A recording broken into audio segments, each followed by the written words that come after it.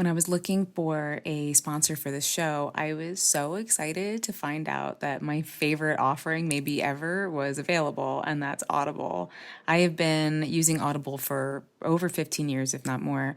I have hundreds of books on there. I listen to audiobooks just as much as I listen to podcasts, probably, which is a lot. And I love, of course, reading physical books. I just don't make enough time for it right now. And I know that if I wait to make the time, then I won't be able to get to the book for a long time. So sometimes having the audio version available is really, really helpful. And then this is, I think, more relevant for the kinds of books that I would listen to, which are like a lot of spiritual teachings and maybe like business books and things that are not the nonfiction type. I do listen to nonfiction as well, but I definitely listen to the other books a lot more, at least historically speaking. So it was nice because a lot of times I could listen to the book, and then if I wanted to get the book later, the actual physical book, I could go through it as well, and I'd have a deeper understanding, especially when it was like a esoteric concept. I really loved that so much. I think that having the audio version of a book is it's such a wonderful offering because our culture moves really quickly, and it is really important that we sit and read physical books. However, it's also really good that we can listen to things and get that information still, and it's totally mind expanding when you have that availability, which is one of the reasons I love podcasts, and that of course I'm sitting here doing it. So that's one reason I love Audible. I also really love it because I really feel like we have so many, again, messages that come at us all the time in culture. You know, our phones, our social media, the television, the radio, everywhere we go, there's somebody saying something. And I really believe it's important to curate what you put in your ears,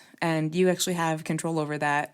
With something like Audible, you can really be specific, and it's very individual to you what you want to listen to and how you want to shape your mind and how you want to shape your point of view and what kind of other perspectives do you want to try on and see through somebody else's eyes. I think that is an incredible practice to really expand your life in so many ways. And so I'm really excited that they are a sponsor of the show, and there's a link in the bio. They do a 30-day free trial, and then I think it's like $15 after that a month. And I'm telling you, it is one of my treasured collections that I have. It's been just incredibly impactful in my life in so many ways. I wouldn't be sitting here if I didn't have it. So I'm really excited about it, if you can't tell, and I hope you go ahead and use that link. And thank you for being here, and we'll see who the next sponsor is too. I'm only going to try to pick things that I really get excited about myself personally, and Audible 100% is one of them. All right, back to the episode.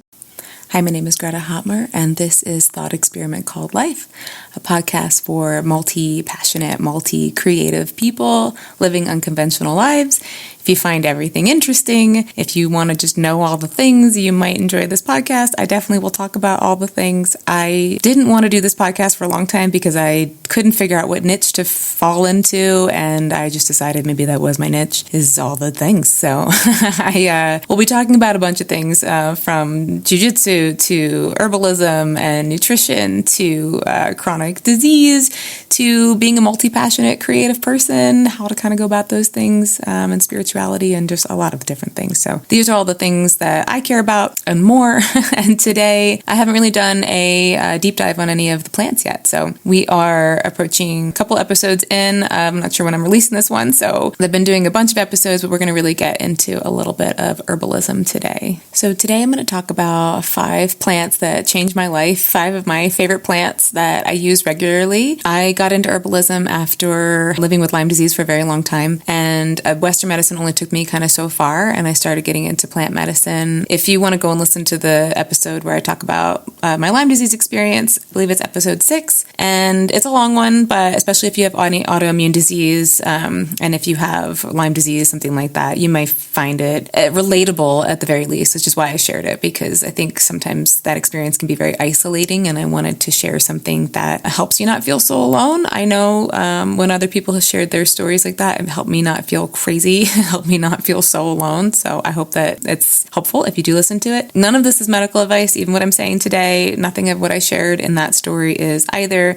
really anything that I pass along. I would definitely, if you're interested in those things, please talk to whoever your practitioner is. I'm happy to point you in the direction of practitioners that I know that are wonderful. And typically speaking, when we're talking herbalism, you're probably going to have better luck talking to somebody who's got an open mind and a more integrative approach. It's been my experience for the most part that mostly Western medicine might not, they just don't have like the same interest in some of the herbalism portion of things yet. It's changing for sure, and it makes me really happy because they should all be able to play together. I personally have a very integrative mindset. My feeling is that there's a time and a place for everything, and it's not about anyone being wrong or right. It's just kind of knowing what to use when. That's kind of how I look at things. My mom was an OBGYN, the badass doctor. She's retired now. She was a surgeon, and she really helped me qualify and quantify everything that I, believe or share or pass along. And likewise, she was really wonderful about listening to the things that I wanted to share with her as well. So when you find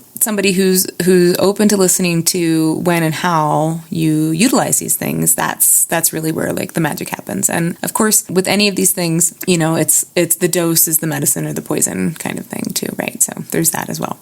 So I'm going to share five plants that I really love a lot. There's no like specific category necessarily. I definitely would say 3 of them are they're a little bit more Lyme specific or autoimmune specific. So I'll just start with the plant that like brought me back to life. You've probably heard of this plant by now at least. I feel like I have been its spokesperson for like 12 years, since I was like 30. So I've been like, ashwagandha is the plant. I love ashwagandha so much. I feel like I'm going to get it like tattooed on my body. It really it saved me, quite honestly. It's been a friend to me for a very long time. So when I was 30, I was on all the I was still like coming off of like pain medication, Adderall for Lyme disease. So like that was kind of the maintenance that we came up with. So pain medication because I was in a lot of pain, Adderall to keep me awake because I was so exhausted. And I just knew that wasn't a place that I should be living in very long because that's a really intense combination. Like we didn't really have I say we, like the doctors I was working with, we didn't really have a better solution at the time. But everybody around me was abusing those things. So I was like, I don't know how different that makes me right now in this scenario, and I didn't see it like long term for me. I was like, this is not a sustainable long term path for me.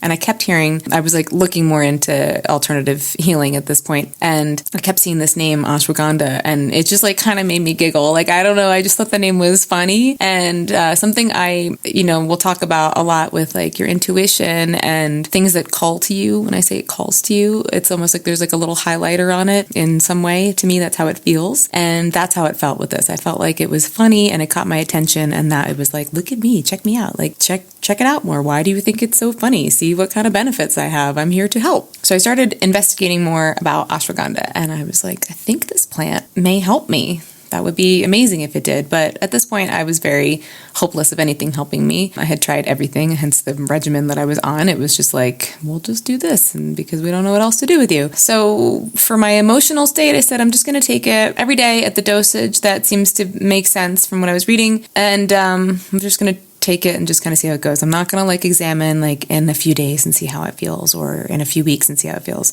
It took me about 3 months actually, and 3 months of, it was about 800 milligrams a day, maybe 1200 sometimes. So specifically I used the Gaia brand, which I talk about this in the Lyme episode as well, but I use the Gaia brand. I love their potency. They're a wonderful herbalism company. I would love them to be a sponsor. I don't know if they do that, but we'll maybe one day. So the Gaia brand, and it was 3 capsules, and I would take those 3 capsules every day. In 3 months or so, I was having an easier time just going to the grocery store, which was really hard for me to do. Like I would go grocery shopping and just if I even made it through, it was just that was my day. That was like the big event for the week, maybe, it was like, that was a big deal. So I started to be able to do that a little bit easier, and then I just felt like I had a little bit more reserve left in my gas tank. More and more that kept happening, and I just stayed committed to it. And truly, it probably took, I want to say 2 or 3 years for me to really feel like I had really come back to life. So I was about 33 or so, but that's when I decided to go get my master's for herbalism and nutrition through Maryland University of Integrative Health. And not that it would take that long normally, but again, if you listen to my story, I was really not doing well. So that made sense in that scenario. But for most people, ashwagandha, the thing I love about it is that, so it's an adaptogen, and an adaptogen is basically, the easiest way to remember it is that it's going to help you adapt. That's like, it's kind of straightforward in that way. It helps you adapt. So it'll help your body and your adrenal system adapt to stress. So it's a modulator too. So whether you are overstressed, overstimulated, or kind of just exhausted and just totally depleted, it will help calibrate you. So the adaptability is actually a calibration. And I just think that's beautiful. These are some of the things that I really love about plants, is that they have quite a magical way of working with our bodies, and this is one of them. It's good for stress. It's good for sleep. The name translates to strength of a horse. It's good for gentlemen in that regard. It is good for just mood in general. It's good to help reduce inflammation. I think of it as fortifying. The other translation is smell of a horse. It's not the best translation, but that's more just the root itself smells kind of smelly, so like feet or something. But, it's one of those things that when I was practicing with clients and they would use it, I would see a lot of times about in 2 weeks or so, they would notice a difference. So if you're not, having a chronic autoimmune issue and you are just feeling run down or overstressed or just like you're about to redline yourself, you're getting to that burnout place, besides making the necessary adjustments in your lifestyle so that you don't burn yourself out, taking something like ashwagandha is really, really helpful so that you are not redlining yourself and not putting yourself into a deficit of your energy, and also will help with your immune system too. So it's one of those things that you can take. A lot of people will take it at night because it does help with sleep. I kind of will do both. If I feel like I'm teetering on burning myself out and gonna have a flare up or something, I'll take it both in the morning and the night. And there are a lot of really great brands. I just really like the Gaia brand because the potency is more. One of the other herbs I'll talk about, I also like the Gaia brand for that because they just do a really good job of having really good potency and not 500 capsules. I'm pretty sure one capsule, I gotta check on this. I think one capsule is 400 milligrams, or maybe it's 200, but I don't remember exactly. But it's not a lot, So as somebody we have a bookshelf full of supplements, and it's really nice when there aren't 6 supplements to take for one product, because you're like, I have another 6 over here and another 6 over there. So ashwagandha is definitely something, if you are feeling very stressed, if you are feeling mentally foggy, if you've been through some shit and you just need that extra fortification in your body, I would definitely recommend looking into it. Again, talk to your practitioners. It's not safe during pregnancy, or there's some debate on that, but let's just, to cover my bases there, And it's a wonderful plant. So check it out. If you also find that it is calling to you, it offers so many wonderful benefits. I literally haven't shut up about it since it saved me. So the next plant that I love is called motherwort. Motherwort is also, its name translates to lion-hearted, which I just love so much. And honestly, as I start talking about plants, I feel like I just want to sit here and tell you about all the plants that I love. So I will be continuing this, even if they're not the ones that changed my life forever. There's just so many that I love. Motherwort is just incredible for if you have anxiety. So if you have anxiety or heart palpitations, things that are overwhelming in that sense, heart palpitations that are either linked to menopause or are linked to hyperthyroidism. Also, I get heart palpitations with Lyme disease, so I'll use it for that too sometimes. But I usually use it in a tincture form, and it just works really well. It works really quickly. I feel like it is truly a balm, a healing, a hug, a lion-hearted hug. It's not sedative. It's not going to make you feel loopy. It's not going to do any of those things. It's just like you just take a deep breath, And definitely if you're feeling anxiety, being able to pair any of these modalities, right, with other modalities too. So breathing exercises, any kind of somatic exercises. I always highly recommend having a therapist and somebody who can guide you along those realms as well. But motherwort is just one of those plants that is a lifesaver. If you do experience anxiety and tension like that, you can have it at night, you can have it during the day. I like the Herb Farm tincture a lot. I mean, tinctures in general are definitely a little, Mary Ruth's actually does a really, really great job with tinctures. I don't know that they have a motherwort tincture yet, but Mary Ruth in general, their tinctures taste really good, which is really nice because tinctures are real, unless you need something to have a better quality. Sometimes you're just you want to take that tincture, but you're oh my God. So finding something to drink it with always works. I typically just do a really small amount of water, like very small, and then just do a few of the droppers in there and just down the hatch, and maybe just have something yummy afterwards to get that taste out of your mouth if need be. It works quickly. It feels like a big hug. I love it. It helped me so many times. I definitely used it a lot during COVID. I remember specifically during that time. Yeah, it was one of those things. And I was staying with my mom a lot during that time. And both of us, we would just be like, have a little like, cheers, motherwort kind of moment. So that was really nice too. Definitely look into motherwort if you're looking for something to help with those moments of anxiety. This is not going to replace something like Xanax or anything like that. But if you're looking to, move away from those things, obviously talk to your practitioners about how to do that safely. And if they are open-minded to seeing if there's something, for instance, if before you take a medication, maybe try the tincture first and some breathing exercises, see how you're feeling, and then go from there. It's like a nice, gentle way. That's kind of how when I was taking Vicodin and Adderall, so I had just like constant migraines and just pain everywhere. And it was scary to let go of that safety net, because it meant I could like actually go out and do things, but I also was tethered to this medication. So I would start to just see if I could try something like, if I took ibuprofen, which is still not great, but it was better, right? So I would kind of see what less invasive option, let's put it that way, that I could start with. And then if I needed to, then I could go to that medication. And I was able to get off of everything pretty quickly by doing that, because I was able to trust myself that I didn't need it in that sense. I'm not saying this works for everybody. I'm not saying that's the way to do it necessarily. I'm just saying this is something that you could think about and talk about with your practitioners. Okay, the third one is Vitex, or sometimes called chaste tree or chaste berry. You may see it in all those ways. So Vitex is the Latin name. Depends on the brand of again, I usually use Gaia brand for this as well. Pretty much most of the Herbalism things that I get, if they're in capsule form, I tend to get them from Gaia brand. I really like Mary Ruth's tinctures, and I really like Herb Farm's tinctures, Farm PHARM. So those are the ones that I've played with a bunch. There's so many great companies that are out there and just keep growing. So, figure out the ones that you like. Those are just the ones that I happen to have used. So Vitex is wonderful. I'll tell you like some precaution things about it, but for the most part, I'll just start with that. If you have this is for women, if you have a wacky cycle, if you've been on birth control for a long time, if you have terrible PMS, if you have PCOS, if you have just any kind of hormonal, even going into perimenopause and all of that. So like if you have hormonal imbalances that are ruining things, that are disrupting your life, talk to your practitioner about taking Vitex and see how that works. So I'll tell you how I do it. So I was on birth control for at least 15 years. My mom was an OBGYN, so we had it a lot.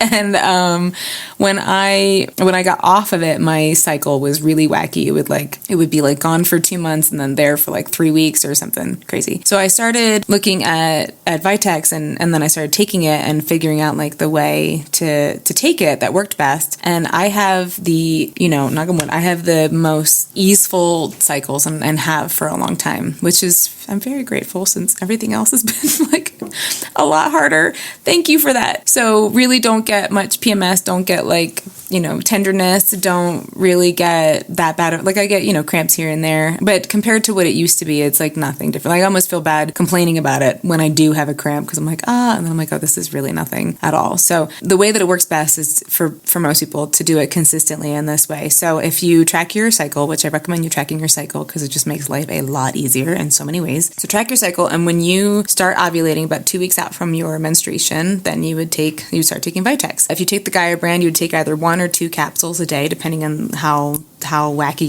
your cycle's been. So you would just take that, let's just say 2 capsules a day leading up to your cycle, and then you would stop I usually stop like 2 or 3 days before my period actually starts. And just do that each month. It's really easy and it works so well. So this will also help with any kind of fertility issues too, because it's going to help, I think of a lot of these plants as like calibrating. It's regulating and calibrating. So very much highly recommend it. The only area that I've heard some adverse activity with it is if somebody has like pretty severe bipolar and some mental health issues in that sense. So I would definitely check with your practitioners about that. I've heard a couple people have increased symptoms with that with taking Vitex. I don't know if they were taking it the way that I just described from the 2 weeks out from your menstruation. So I'm not really sure, but I have heard that before. So of course, if you start taking something and you start feeling really weird, obviously talk to your practitioner and maybe don't keep taking that. But that's generally in a more severe case. So,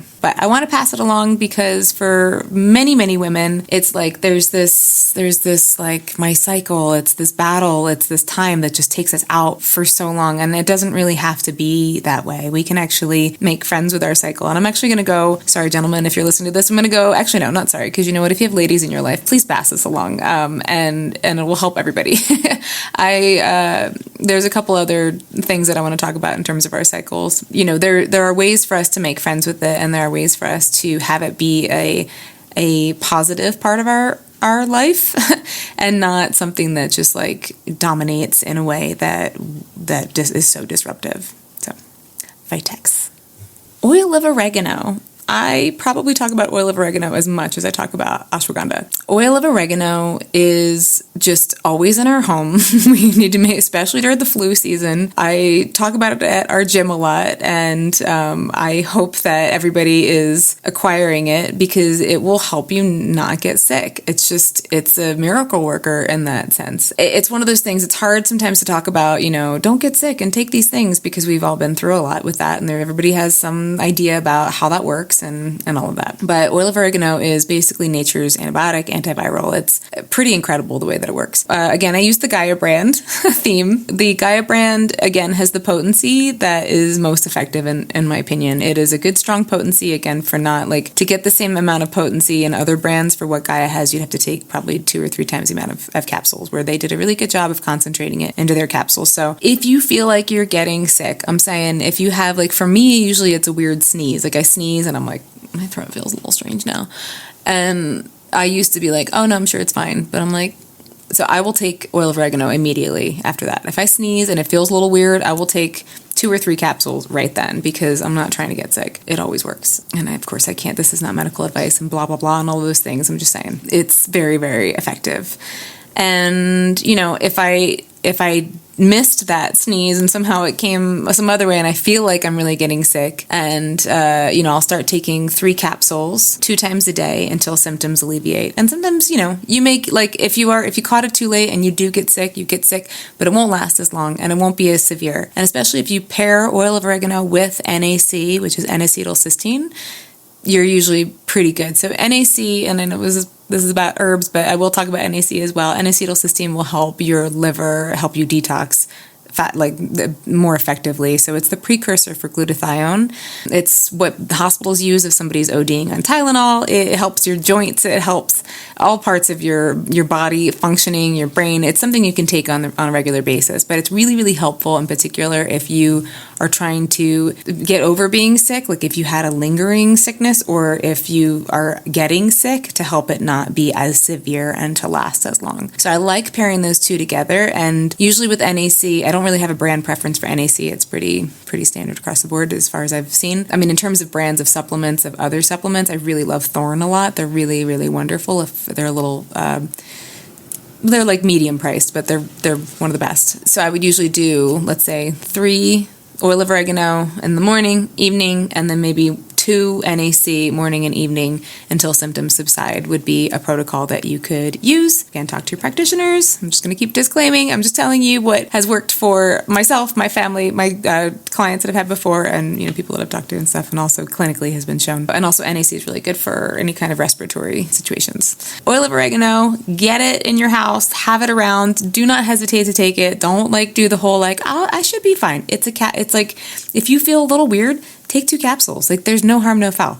It's really good for you in general, and it's incredibly potent and will be very effective. And how much does it suck to get sick and be laid out for a week when you're you wanted to do something else and instead you just can't breathe out your nose and your throat hurts and it sucks? Just take the 2 capsules or the 3 capsules and definitely just stay on that regimen until you feel better. As I said, not medical advice. Here I am do this thing. I think you can understand what I'm saying. So love oil of oregano. It has been a total game changer, keeping us healthy. Okay, the last one, even though there's just so many more that I want to share, but I will share those at some point. The last one is resveratrol. So resveratrol, and in particular, I started taking this for Lyme disease specifically, but as an anti-inflammatory, it's very, very powerful in general. So my fiance, Matt, has type 1 diabetes, also gets a lot of it's an autoimmune disease, so he gets a lot of the autoimmune, joys that come with that in terms of inflammation. And we both will take resveratrol.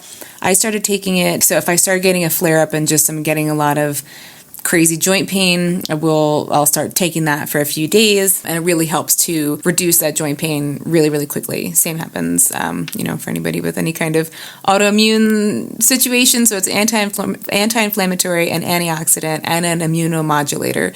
So again, when you hear the modulator thing, it's like calibration.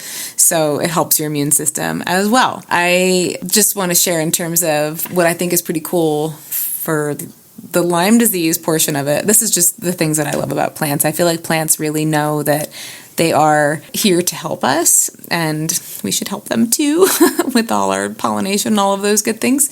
So the resveratrol, of course, people have heard about it being in, red wine and things like that. The resveratrol that is used specifically in this context and also for Lyme disease comes from Japanese knotweed, which, if you know anything about Lyme disease, it started in the northeast, New England area of the country, and has spread from there. And also in that region, Japanese knotweed is invasive. Somebody, I guess, brought it over at some point, but it's growing like crazy. And as much as we don't want, invasive plants and all of that, to me, I find it synchronistic somehow that the plant that is really, really, really helpful for that pain and inflammation should kind of be one of those first line of defense things when you have those flare-ups coming up, is growing everywhere. It's just like, please use me, I'm growing everywhere. Look. So I just kind of love that. These are the things that I love about nature and I love about plants in general. So with resveratrol, it's also used for rheumatoid arthritis. It's been shown to be used for lupus as well. Again, if you just think the arthritic kind of pain, it's really, really helpful. Works pretty quickly as well. We usually aim for about 1,000 milligrams when we take it. It's a pretty potent dosage of it. And there is a company, let me take a look, I always forget the name.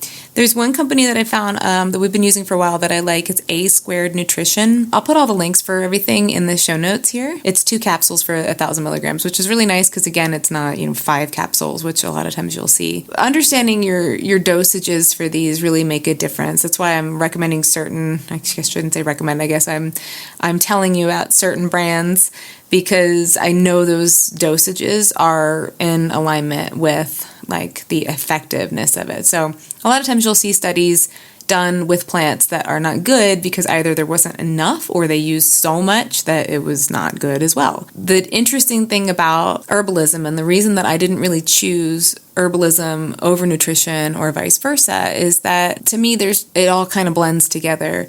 Most herbalism in folk medicine, in history and traditions, was in food in some way, so you almost couldn't overdo it. Even our levels of turmeric that we have in supplements, I'll talk about it some other time, but having really, really, really potent levels of more than you would eat in a meal can actually inhibit some part of our detoxification pathways. And there are times to do that. There's a reason why they do it that way, and I'll talk about it later. But just saying that sometimes the mega dose isn't what you need. It's just a perfect dose. It's a little bit, it's not too little, it's not too much, but there's a little magic dose going on there. So, and a lot of that has to do with you working with your practitioner and playing with that dose to figure out what's going to work best for you. But we're really fortunate to have a really great landscape of herbalists, of nutritionists, of integrative practitioners who have a much better understanding of how to utilize and prescribe some of these modalities in terms of the folk medicine approach. So I definitely implore you to look more into it and see what is, as I say, calling to you, see what kind of sticks out to you and seems like maybe you want to investigate some more, and then find somebody that you can work with who will help guide you through that process. I'm always happy to answer questions. I may eventually open up to working with people again. Right now I would like to teach. That's kind of the space that I'm in at the moment. And I do know some really wonderful people who can help guide you through some of this process as well. I hope this was helpful. I hope this was interesting. These are plants that have made tremendous impact in my life. I think herbalism and folk medicine is really, really important and very empowering, because it is something that, as you learn about it, it is very safe in perspective to everything else. Again, because a lot of times they're in food dosage or like a tea dosage. Like it's not a huge thing. Of course, there are certain plants you need to be very cautious about. For instance, like kava kava, which I love too. We can talk about that later. But there's some, there are some plants that you need to be prepared to have a bit more reverence with their potency. Let's just say. So yeah, I will keep talking about plants and nutrition. These were some that are staples in our house. I will also talk about micronutrients that are the other kind of like lifesavers and staples that we have in our house and that I think are just really good for everybody. So I hope this is helpful. And if you enjoyed this, please subscribe or like or leave a comment or leave a rating or however you want to pass it along to somebody. It really does help. And like I've said in previous episodes, this is really my love note to all of you. And I hope that this serves you in some way. That's why I'm doing it. Till next time.